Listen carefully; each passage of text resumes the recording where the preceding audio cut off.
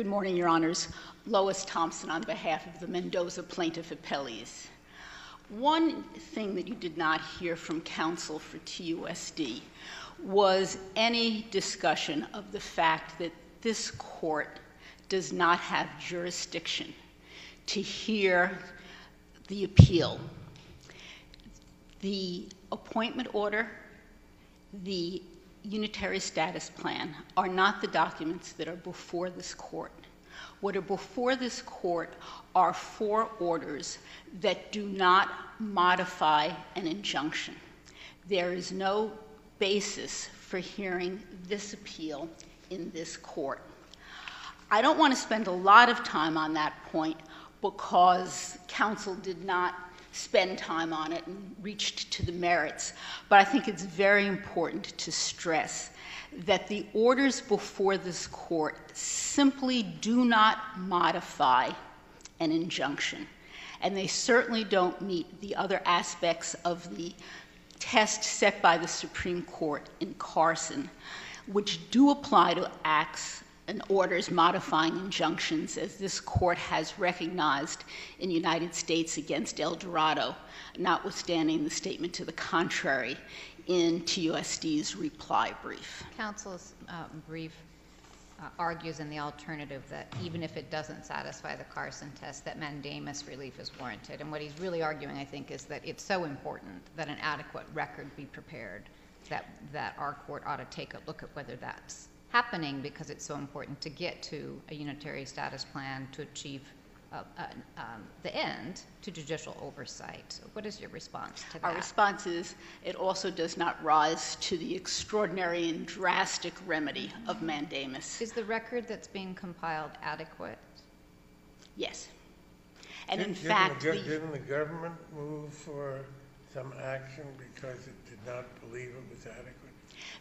the government moved for the appointment of a magistrate judge to supervise the proceedings, making the point that there were hundreds of emails going back and forth, and that some additional control should be exercised.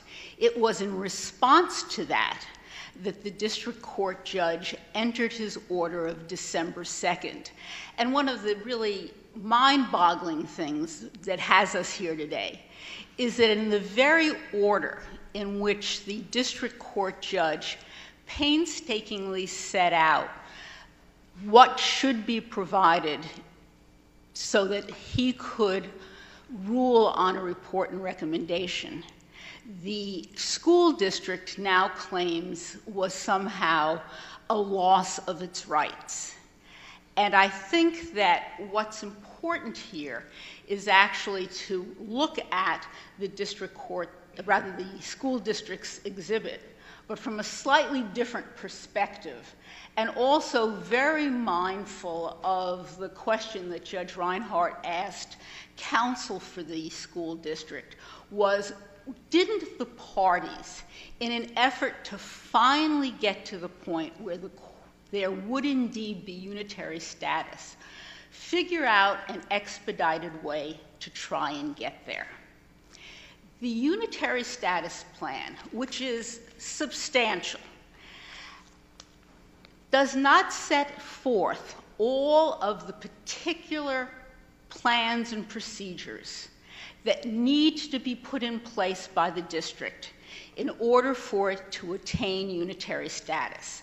What it does in Section 1D1 is say that there shall be a provision for the development of those plans, and then recognizing that we need to have those plans implemented if they in fact are going to get to the point of unitary status, sets an expedited procedure. The district proposes a plan, the plaintiffs respond, the special master attempts to resolve the issues, and then, if there are still disputes, he presents them to the court. Now, what the provision of the unitary status plan then says is, and this is important, the special master shall report such disagreements to the court together with his recommendation. It then says that the special master's report will include all of the attachments, and this is the submissions back and forth. Excuse me.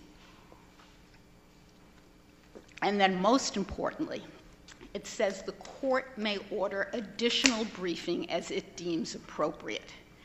Therefore, to the extent that the school district in its visual tries to separate somehow or other the USP descriptions of what is to occur into a quote-unquote pre-R&R briefing and somewhere else a post-R&R briefing, that's simply wrong. Section 1D1 describes what is to occur before you go to court, and then it says to the court may seek additional briefing as it deems appropriate. Now, interestingly, this is completely consistent with a provision of the appointment order that the school district neglects to talk about. The appointment order includes a very important section about what is to be done in circumstances in which the school district changes attendance boundaries, opens schools, closes schools, does the kind of things that have the most dramatic potential impact on the ethnic and racial composition of the district's schools.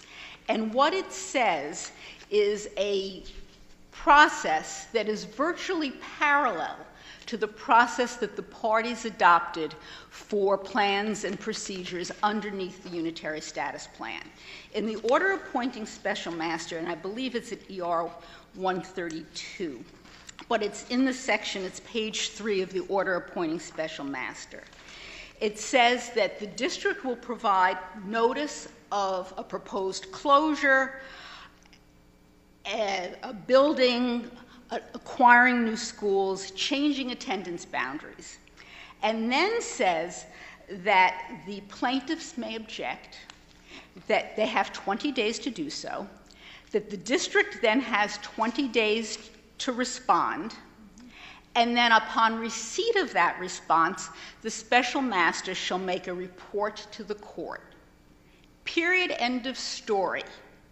Except for one sentence, which is strikingly like the sentence in paragraph 1D1 of USP. The court shall thereafter schedule additional briefing or enter an order as appropriate. So once again, the package is put together by the special master. The special master sets forth all of the information and gives it to the court, and the court then decides if additional briefing is required.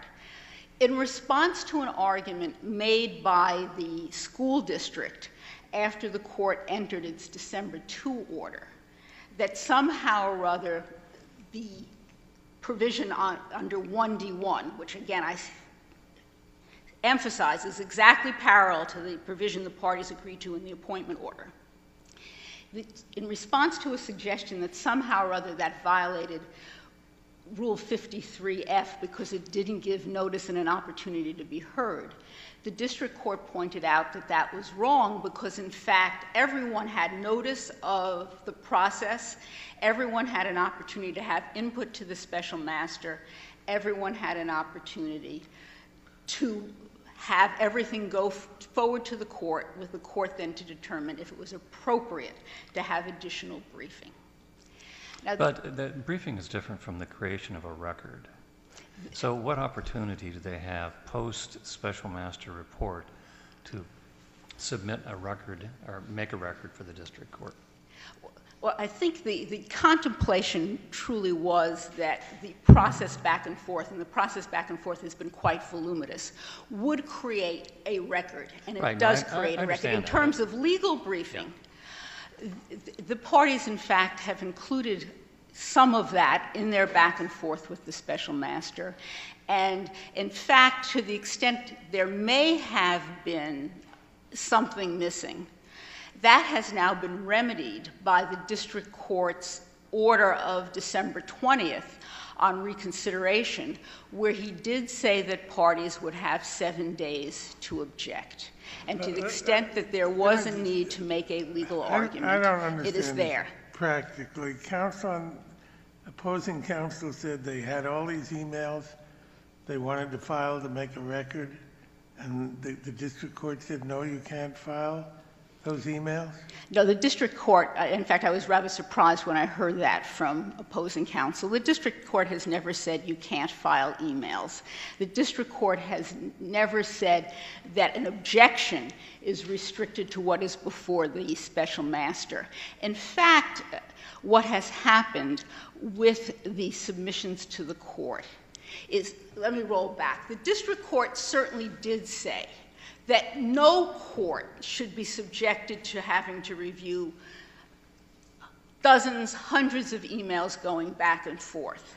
And this court may well remember that one of the district court's concerns, because it was cited in this court's opinion when it reversed and remanded, was that when it needed to make and determine what the record was at the last go-around, what it didn't want to have to do was run around in the record to see what was there. And the difficulty with saying we're going to file hundreds of emails is that that is, in fact, overwhelming. And right, but at some point they have to have a right to create a record from which they can appeal. If the district court says, fine, we're going to resolve the injunction, or not resolve the injunction, and we're up here on appeal, they don't want to be in the position of saying we were denied the opportunity to make a record. So tell me how they do that, because it appears that under this procedure that if the special master comes up with a statement of fact to which that they disagree with, that they don't have an opportunity to contest that. They now do have an opportunity to contest that because they have the 7 days in which to file an objection. The legal document cannot exceed 10 pages, but it can, and the record is full of instances in which it has been supplemented with declarations and exhibits. So there is the opportunity to make the record. I would also hasten to say that the court has shown a willingness to actually engage in de novo review when an objection has been made. In this context, with respect to University High School, the objection came up packaged in the report and recommendation of the special master because we were pre the 7 days for objection. And even in that circumstance, the judge knew that there was a dispute between the parties and a questioning of the special master with respect to his recommendation that the district not be permitted to put into place an untried motivational tool.